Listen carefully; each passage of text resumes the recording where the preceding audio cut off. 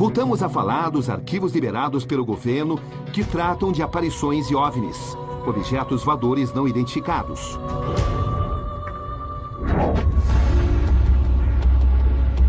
Os ufólogos recebem com reservas a abertura dos arquivos. Para eles, muita coisa misteriosamente ficou de fora.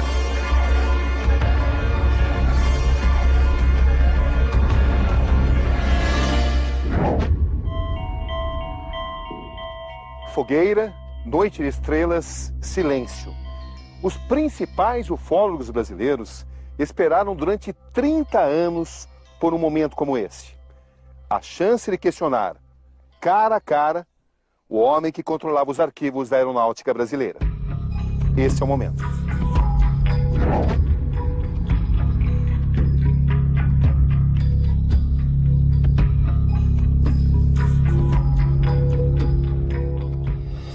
Brigadeiro, através dessa campanha que nós estamos movendo para pedir para que o governo reconheça o fenômeno dos discos voadores, nós já obtivemos algumas centenas de páginas de documentos. Entre eles esse, que é do Ministério da Aeronáutica, produzido em 1986, em que se conclui que discos voadores ou objetos, chamados nesse documento de fenômenos, perseguidos sobre São Paulo, eram sólidos e estavam sob controle inteligente. Havendo essa admissão por parte dos militares, há alguma chance de que o governo brasileiro, algum dia, talvez na próxima administração, reconheça a materialidade do fenômeno UFO e de que nós estamos sendo visitados por outras espécies inteligentes? A palavra sólido não significa inteligente.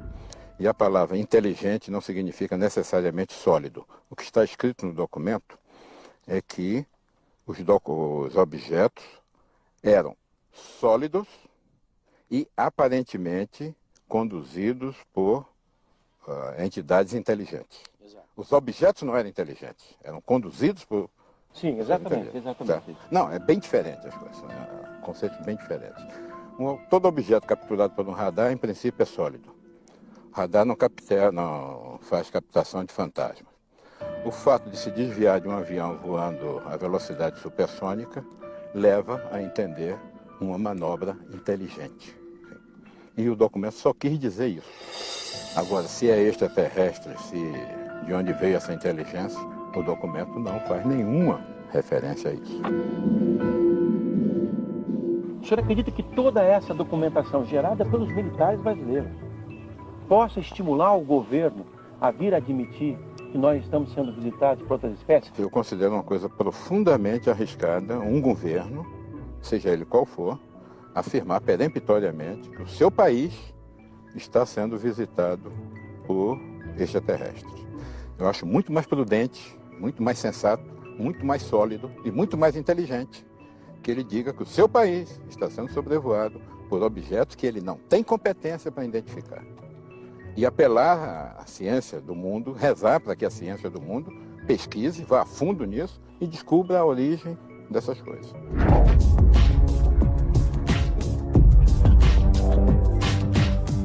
Eu gostaria de saber o seguinte, para vocês ufólogos, o que é que a aeronáutica está escondendo que poderia dizer?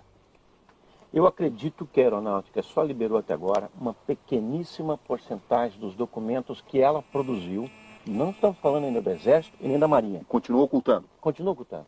Sabe de muito mais do que está revelando? Eu acho que sabe muito mais do que está revelando. Agora, talvez... Isso acontece? Brigadeiro. Eu digo que, com certeza absoluta, que após a campanha, da qual eu colaborei, dentro das minhas possibilidades, a aeronáutica liberou tudo que foi possível. Okay? Agora, documentos estão espalhados pelo país inteiro, foram concentrados numa determinada época no Condab. Foi um esforço muito grande para concentrar esses documentos. Houve o máximo de apoio possível da aeronáutica aos ufólogos. Documentos foram entregues no momento oportuno. Tudo que foi possível se fazer foi feito.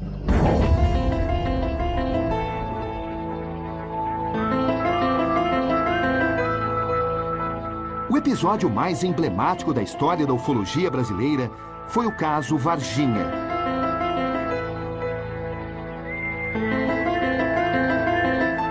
Cidade de Varginha, sul de Minas Gerais. Às 8 horas da manhã do dia 20 de janeiro de 1996, o Corpo de Bombeiros recebia uma chamada telefônica anônima. A pessoa do outro lado da linha relatava que tinha avistado uma estranha criatura em um parque da cidade.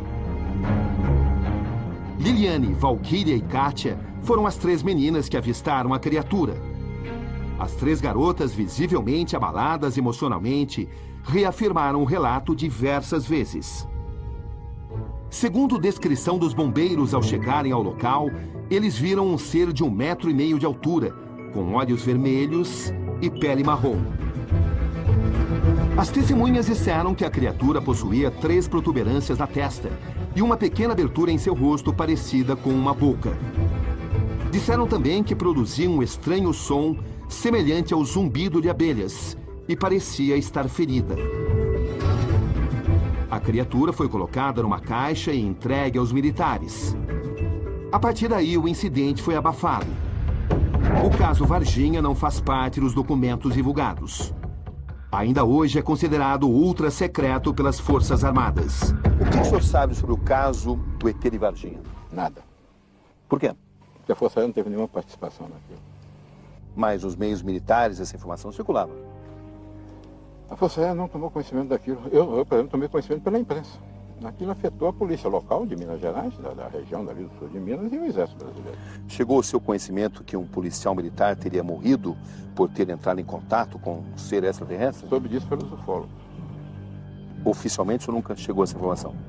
Os ufólogos estão convencidos de que o governo esconde o jogo quando o assunto é ufologia. Os traficantes usam a ufologia para fazer determinadas coisas. E são assuntos muito delicados e tal. Mas aparentemente os ufólogos não entenderam isso e continuam obcecados por certas ideias. E com isso eles não colaboram nem com eles mesmos, nem com a própria ufologia. É que eles estão sedentos por informações, né? Estão sedentos por... Quem não está sedento por informações, Cabrinho? Me diz um único ser humano inteligente que não é sedento por informações. Eu sou sedento por informações. Muitas informações. E você, como jornalista, deve ser muito mais do que eu.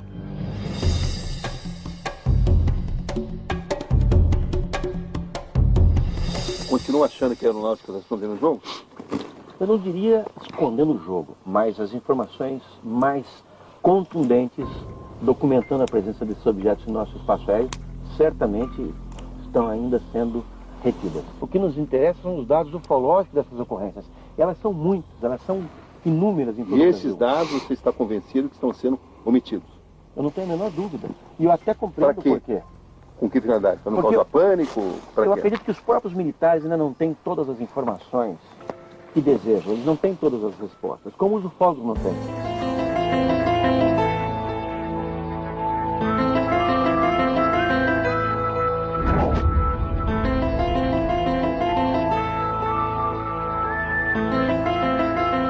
Ainda nessa edição, um ET entra em contato com os ufólogos do Projeto Portal.